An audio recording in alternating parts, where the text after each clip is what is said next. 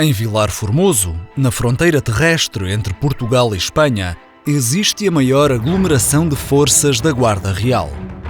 É maior neste local porque se trata da fronteira mais tradicional, com maior índice de passagem entre os dois países. Nessa noite, o MRL espanhol, chefiado por Raúl Jiménez, vinha a realizar uma ação para poder penetrar no nosso país alguns dos seus membros e levar a cabo a operação que retirasse Sebastião e os restantes membros do movimento português da prisão, com o objetivo de dar continuidade ao processo de redefinir em Portugal uma democracia e instalar novamente um regime republicano. Em Espanha, a República não tinha muita força. No entanto, o movimento fez com que o reino largasse as suas colónias e estabelecesse a liberdade entre os povos. Mas aqui em Portugal era totalmente diferente. A monarquia já tinha caído uma vez e durante 135 anos a República reinou. Um grupo de homens do MRL invadiu a fronteira e o conflito com a Guarda Real não foi evitado. Muitos militares foram mortos e o movimento conseguiu avançar em direção a Sintra, onde se encontrava preso Sebastião e os seus camaradas. O centro de prisioneiros albergava 500 presos, muitos deles políticos. O plano seria entrar pela ala norte, que dispunha de uma passagem pelas traseiras, onde encontrariam uma antiga passagem subterrânea. Entrando por aí seria mais fácil, pois o número dos membros do MRL era superior ao dos guardas daquela ala.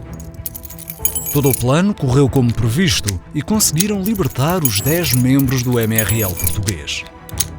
Depois da liberdade, o grupo tentou organizar-se muito rapidamente e levar a cabo o próximo passo, o objetivo, a causa, a liberdade de um povo e das suas colónias. E para tal sucesso, o príncipe Felipe era a chave mestra de uma porta difícil de abrir.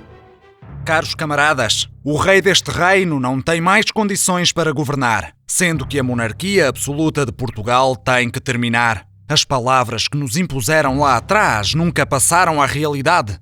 Não há trabalho, o povo tem fome. Chega de não poder viver com dignidade.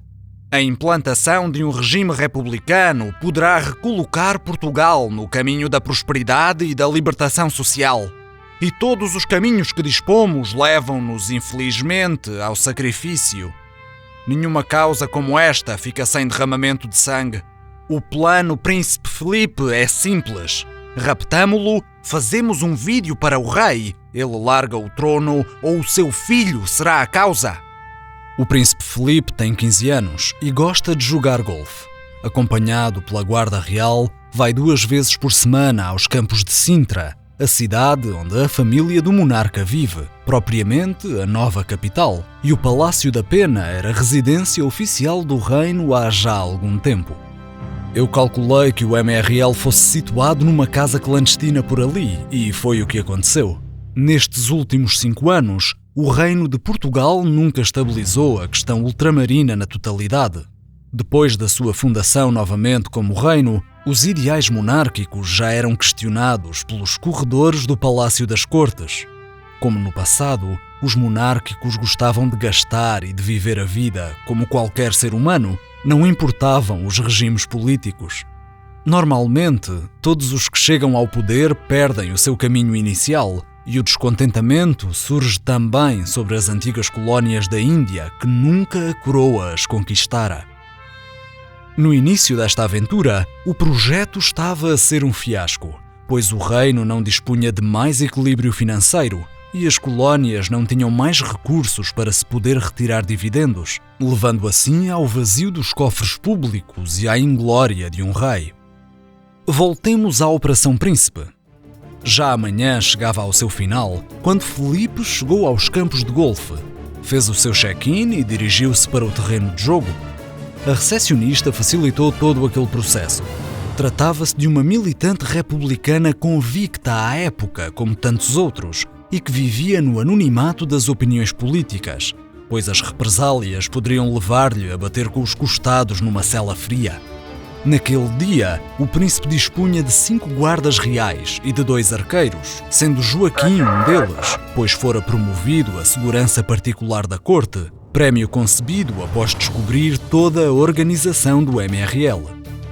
Os elementos do MRL espanhol já se encontravam no local a jogar e tinham dentro dos seus sacos tacos de golfe e armamento.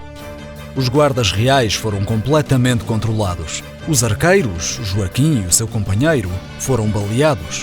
O príncipe foi raptado e levaram-no para uma casa velha na cidade. Tinha chegado a hora de acabar com o reino de Portugal. No interior da casa era visível a presença da República, desde quadros a bustos, e na sala de reuniões via-se a bandeira do movimento.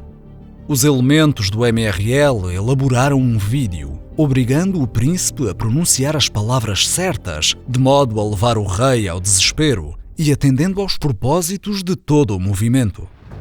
Senhor meu pai, rei de Portugal, Dom Nuno I, eu, seu filho, encontro-me neste momento refém do movimento das Repúblicas Livres. A condição da minha sobrevivência será o fim da monarquia absoluta no nosso país e, consequentemente, a implantação de um novo regime republicano. De noite, os noticiários reproduziram o vídeo e o primeiro sentimento que despertara no rei foi indignação, a revolta de usar o seu filho como moeda de troca. Nesse exato momento, deu ordens para que todas as forças da Guarda Real vasculhassem a cidade de fio a pavio, mas não houve sucesso quanto a nenhum rastro ou sinal. No dia seguinte, um novo vídeo surgiu com o ultimato final. Ou o rei se entregava, ou o príncipe morria. O rei Dom Nuno montou uma estratégia para se entregar, sendo o local escolhido a Praça Central, a mesma onde os pró-republicanos tinham sido presos anos antes. Portanto, sentia que seria um bom presságio lá voltar.